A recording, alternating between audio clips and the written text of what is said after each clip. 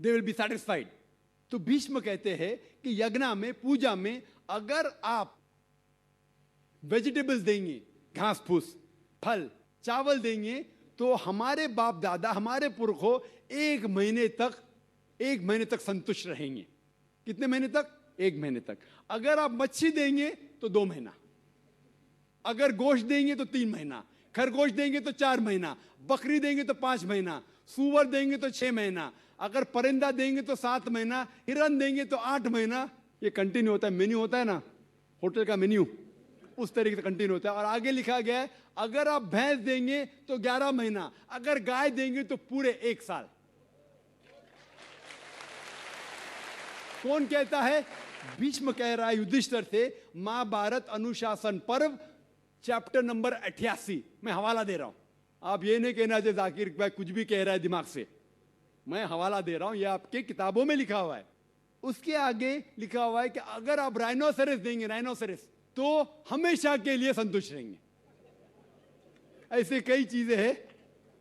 वजह क्या थी कि हिंदू लोग शाकाहारी बन गए, कई हिंदू लोग। इसकी वजह यह है कि कई हिंदू लोग अहिंसा की तरफ जा रहे थे, वो बाकी मज़ाहिब से मुतासिर होके, मिसाल के तौर पे जैनिज्म में है कि आपको जानवर नहीं खाना चाहिए, और अगर उनसे पूछेंगे क्यों नहीं खाना चाहिए, तो वो कहते किसी भी जीव की हत्या करना गलत है।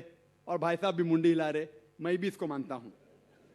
अगर कोई भी इंसान बिना किसी जीव की हत्या किए जी सकता है तो मैं नंबर 1 हूंगा, number 1। Doctor Zakir Naik number 1 होंगे, क्योंकि मैं डॉक्टर हूं, मैं जानता हूं। लोग कहते हैं कि जानवर को खाना मतलब जीव की हत्या करना। ये पहले जमाने के अंदर जब साइंस टेक्नोलॉजी नहीं बढ़ चुकी थी तो उस टाइम लोग शायद इसे मानते थे। आज साइंस टेक्नोलॉजी बढ़ चुकी है, हम जानते हैं कि इवन जो प्लांट्स है, जो फल है और जो पौधे हैं, उनके पास भी जान है। तो आपकी लॉजिक फेल हो गई। अभी जब हमें यह पता चला कि पेड़ पौधे और फल की भी जान है, तो लॉजिक में जरा तब्दीली आ गई। अभी लोग कहते हैं हमें पता है कि पेड़ पौधे की जान है, लेकिन पेड़ पौधे को दर्द का एहसास नहीं होता। ठीक है भाई, ये पहले की बात है। आज साइंस बढ़ चुकी है, हम जानते हैं कि पेड़ पौधे को भी दर्द होता है। वो हंस भी सकते, वो रो भी सकते, उनको भी दर्द होता है। लेकिन ये अलग बात है कि वो जब चिल्लाते हैं उनकी चीख हमारे कानों तक सुनाई नहीं देती, क्योंकि इंसान सिर्फ 20 साइकिल से लेके 20,000 साइकिल पर सेकंड तक सुन सकता है। इसके ऊपर, इसके नीचे इंसान सुन नहीं सकता। क्योंकि हम पेड़ पौधे की चीख नहीं सुन सकते, उसका मतलब ये नहीं कि हम उनकी हत्या कर सकते। एक शख्स था जो मुझसे बहुत बहस कर रहा था। वो जाकिर भाई, मैं मानता हूं कि पेड़ पौधे की जान है, पेड़ पौधे को दर्द होता है, लेकिन ये जानवर के 5 सेंसेस है, 5 समझ है, ये पेड़ पौधे के 2 या 3 कम है, सिर्फ 3 सेंसेस है। तो इसीलिए जानवर को कत्ल करना बड़ा गुनाह है, पेड़ पौधे को कत्ल करना कम गुनाह है। तो मैंने कहा कि मिसाल के तौर पे बहस के लिए मान लो आप सही है, फॉर सेक ऑफ आर्ग्यूमेंट, बहस के तौर पे मान लो आप सही है। तो मैंने उनसे कहा आपका अगर भाई पैदा होता है गूंगा और बहरा, 2 सेंसेस लेस, ना वो सुन सकता है ना बोल सकता है, उसके बाद अगर वो बड़ा होने के बाद कोई आके उसका कत्ल करता है तो आप जाके जज से कहेंगे मी लॉर्ड, कातिल को कम सजा दो क्योंकि मेरे भाई के 2 सेंसेस कम थे।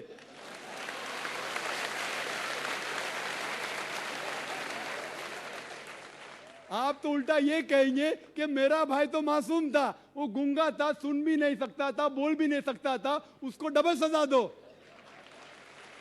यहां जज हजरत बैठे हुए इधर। लेकिन इस्लाम में ऐसा नहीं होता है कि 2 सेंसेस कम 2 सेंसेस ज्यादा। अल्लाह ताला फरमाते सूरह बकरा में सूरा नंबर 2 आयत नंबर 168 में, या अल्लज़ीना आमनू, ओ मोमिनो, आप वो खाओ जो आपके लिए हलाल है। जो हलाल है आप खा सकते। आप जो सांस ले रहे, भाई साहब सांस ले रहे, आपको पता है कि millions of germs are dying. ये जरासीम जो आप सांस लेके, उनको भी जान है।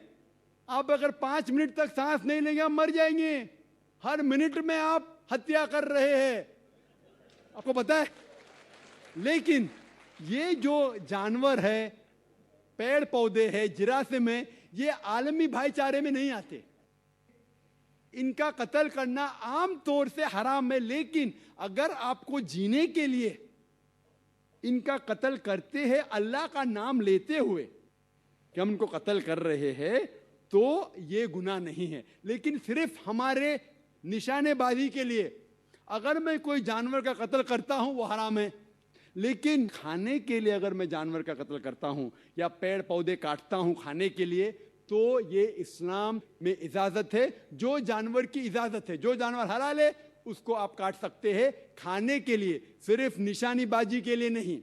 तो आप देखेंगे आम हिंदू के जो है ना आलमी भाईचारे, उसके अंदर पेड़ पौधे भी आपके भाई है, जानवर भी भाई, जो इस्लाम में नहीं।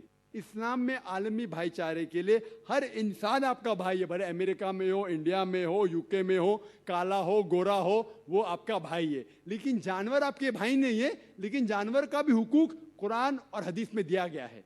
लेकिन जो जानवर की इजाजत दी गई है खाने के लिए, उनको हम खा सकते। होप ये जवाब आपके लिए काफी है। जी हम सबसे पहले तो मैं एक डॉक्टर होने के नाते आगरा में आपका हार्दिक स्वागत करती हूँ कि इतना ज्ञान है आपको कि आपने सभी धर्मों की किताबों का अध्ययन किया। मेरा नाम डॉक्टर R.K. वर्मा है। यहाँ पे मैं वर्मा नर्सिंग होम के नाम से अपना नर्सिंग होम चलाती हूँ, और ये हॉल जो है मेरे पतिदेव की देन है। जब वो मेयर थे आगरा के, तो उस समय उन्होंने बनवाया था, आज जो जिसमें इतने लोग यहाँ सब बैठे हुए हैं। मेरा एक छोटा सा सवाल है और बहुत दिनों से घुमड़ता है अंदर कि आप सब लोग हर साल अपना एनुअल फंक्शन जो है मक्का मदीना मनाने जाते हैं, तो वहाँ हिंदू को, ईसाई को और धर्मों के लोगों को क्यों नहीं जाने की इजाज़त है? जैसे आप लोग जाते हैं, क्या हम लोग नहीं जा सकते वहाँ पे? वो हमारे लिए भी तो एक तीर्थ स्थल है। जब आप हिंदू मुसलमान में कोई फ़र्क नहीं समझते, तो फिर वहाँ जाना हमारे लिए प्रोहिबिटेड नहीं होना चाहिए। डॉक्टर वर्मा साहिबा ने बहुत अच्छा सवाल पूछा, और ये मेरी किताब में 10वां सवाल है, जो गलतफहमी नंबर 10 है। मेरी किताब आप पढ़ेंगे, गलतफहमी नंबर 10। और डॉक्टर साहिबा ने बहुत सही फरमाया कि अगर हम आलमी भाईचारे में मानते हैं, तो सिर्फ मुसलमान को क्यों इजाज़त है मक्का और मदीना में जाने की? गैर मुस्लिम हिंदू और सिख और ईसाई को क्यों इजाज़त नहीं है? बहुत अहम सवाल। इसका जवाब है कि हर देश के अपने अपने रूल्स और रेगुलेशन होते। मिसाल के तौर पे मैं हिंदुस्तानी हूं, लेकिन मुझे कुछ हिंदुस्तान के इलाके में जाने की इजाजत नहीं है, जिसे कहते हैं कैंटोनमेंट एरिया। सिर्फ मिलिट्री के लोग, सिर्फ वो लोग जो देश की हिफाजत में लगे हुए हैं, वो लोग वो कैंटोनमेंट एरिया में जा सकते। मैं इन्हें झगड़ सकता हूं, मैं इस देश का नागरिक हूं, मुझे क्यों नहीं जाने देते? नहीं, ये गवर्नमेंट का रूल है। ये कैंटोनमेंट एरिया है, मतलब खाली वो लोग, वो शख्स जो मिलिट्री के लोग हैं, जो देश की हिफाजत में लगे हुए, सिर्फ उनको इजाजत है। ये रूल है। इसी तरीके से मक्का और मदीना मेरे हिसाब से इस्लाम का कैंटोनमेंट एरिया है। वो लोग, सिर्फ वो इंसान जो इस्लाम के लिए जान देने को तैयार है, वो लोग को अलाउड है, बाकी लोग को नहीं। हम मानते हैं कि सब इंसान हमारे भाई है, भाईचारा के अंदर वो इंसानी भाई है, उसका हम एतराज नहीं करते, लेकिन सिर्फ वो भाई लोग अलाउड है जो इस्लाम के लिए जान देने को तैयार है। और एक इसका जवाब है कि जब भी आप कोई मुल्क में जाते हैं, उसके लिए आपको वीज़ा लेने पड़ता है, वीज़ा। और सबसे डिफिकल्ट है अमेरिका का वीज़ा, खुसूसन 11 सितंबर के बाद। 50 सवाल पूछते। जब मैं सिंगापुर में पहली बार गया था, वहाँ इमिग्रेशन फॉर्म पे लिखा था कि डेथ टू ड्रग ट्रैफिकर्स, जो भी ड्रग से पकड़ा गया उसे सजाए मौत। अगर मुझे सिंगापुर में जाना है तो मुझे ये तस्लीम करना पड़ेगा कि अगर मेरे पास ड्रग्स है तो मुझे सजाए मौत होगी। मैंने कैसे सजाए मौत, इतना खतरनाक सजा नहीं मानते तो सिंगापुर में आना ममनू।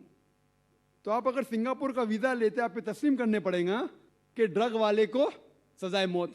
इसी तरीके से मक्का और मदीना जाने का वीजा है। आप सिर्फ अपने जबान से कहो ला इलाहा इल्लल्लाह मुहम्मद रसूलुल्लाह,